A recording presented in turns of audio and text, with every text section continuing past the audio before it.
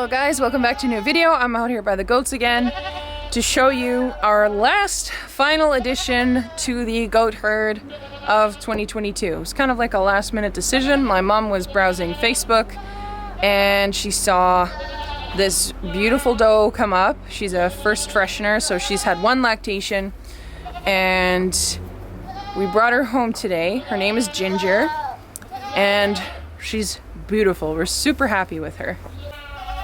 So this is her. She's my mom's goat. I didn't buy this one. Her name is Ginger and she's a registered purebred Nigerian dwarf.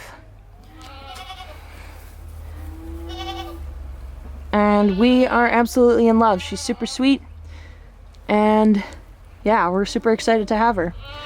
So she's already in with the rest of our goats. So hopefully she gets bred relatively soon and then we will have 7 goats due for next year in the February and March months, which would be awesome.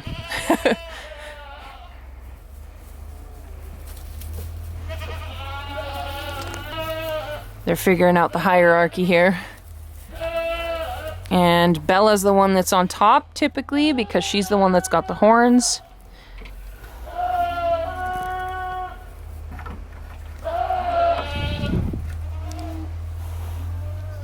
And Rhea over there. Let me know what you guys think of her beard, because I'm not a huge fan and I'm thinking of shaving it, so comment down below if you think I should shave Rhea's beard or not. I think she looks kind of funny with it. I'm not sure. I really like the clean chin on the does. Because Bella doesn't have it either.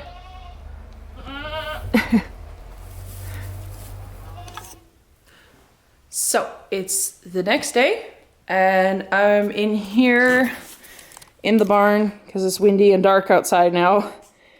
I'm building a shelter for the goats. So this is the back end here. I've just put that together, and I'm going to be building a roof at a slant so that any rainfall will fall off or snow.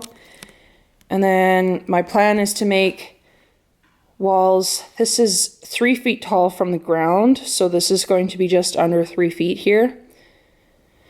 And then make some walls and then close in the front a little bit so that the wind can't get in so easy. So this is 40 inches across and it's not, I think I'm gonna do maybe 20 inches an opening here so it's completely closed in. But yeah, that's kind of what I'm working on right now. And I actually think we're gonna stop for this evening because I'm kind of tired and I want to figure out how to make the walls attach on here before I go any further, because a lot of what I make is really hodgepodge. And don't get me wrong, hodgepodging is fine. I just, we like the shelters that I make to look at least a little bit half decent instead of rednecking my way through everything. So I just want to figure out how to make the shelter look at least half decent. So I'm gonna sleep on that, but before I do, I wanna show you guys a bunch of our red calves and talk to you about what's a red and white calf, or what a lot of people ask, what's a brown and white calf? So let's talk about it. So I'm here in the calf barn.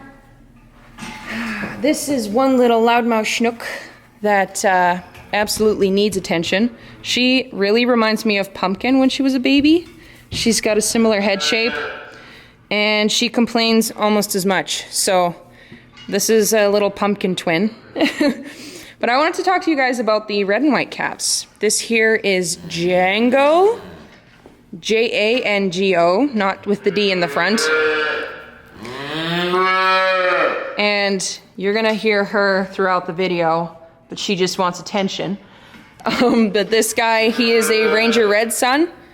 So he is from and AI breeding.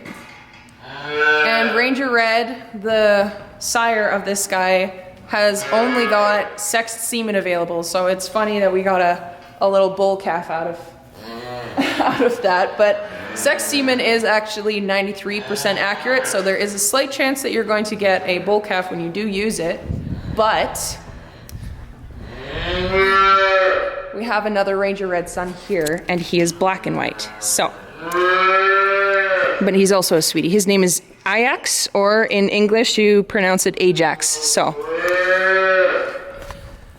but I wanted to talk to you a little bit about these red and white calves. Here's another one. But this is a girl. Her name is Orleans. And she's also a sweetheart. Oh, right in the nose. So, she is the result. I'm gonna step outside because this little lady is gonna throw me off my thought process. So, a lot of people wonder if red and white calves are the same breed as the black and white calves, and they are. A lot of people also ask, why do you call them red and not brown? Because obviously they're brown. The breed association for Holsteins, the official color, the official name of that color is red and white.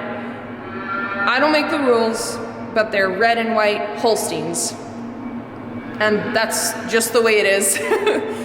I know they look chocolatey or brown or whatever, but they are red and white Holsteins. And they're the exact same breed as the black and whites. So how you get a red and white calf is by breeding either a red and white with a red and white, or obviously a black and white with a red and white.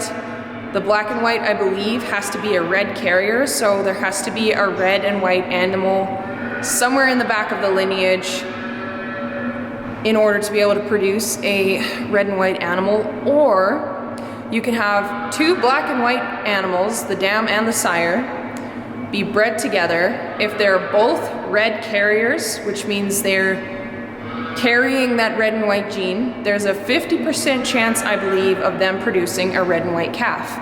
So we've got actually a lot of red and white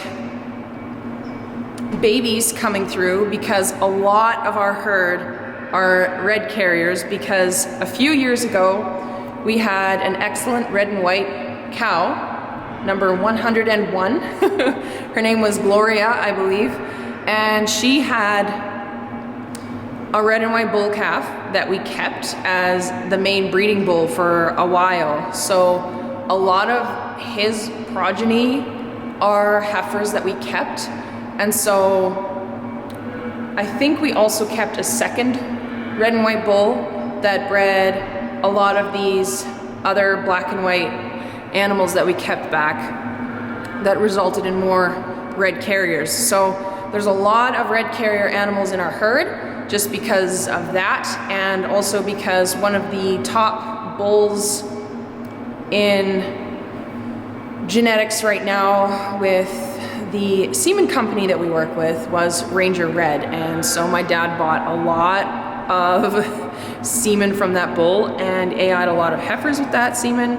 So we're getting a lot of either red and white heifers, or I guess one or two bull calves thrown in there, or we're also getting some black and white animals that are red carriers. So in the future, when it's time for them to be bred, we will look at the papers and look at their genetics and see, oh, this is a red carrier, so we're either going to be a bull that's black and white red carrier on that heifer, or a red and white bull on that heifer. So that's a little bit more information on the red and white animals.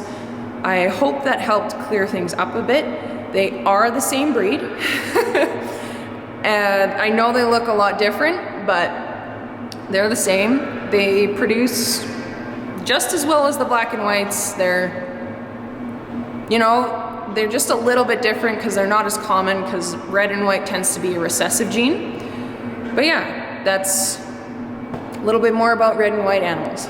But yeah, I think that's gonna be it for today's video, guys. I just wanted to say a quick thank you to everyone who commented on my last video when we played that little game.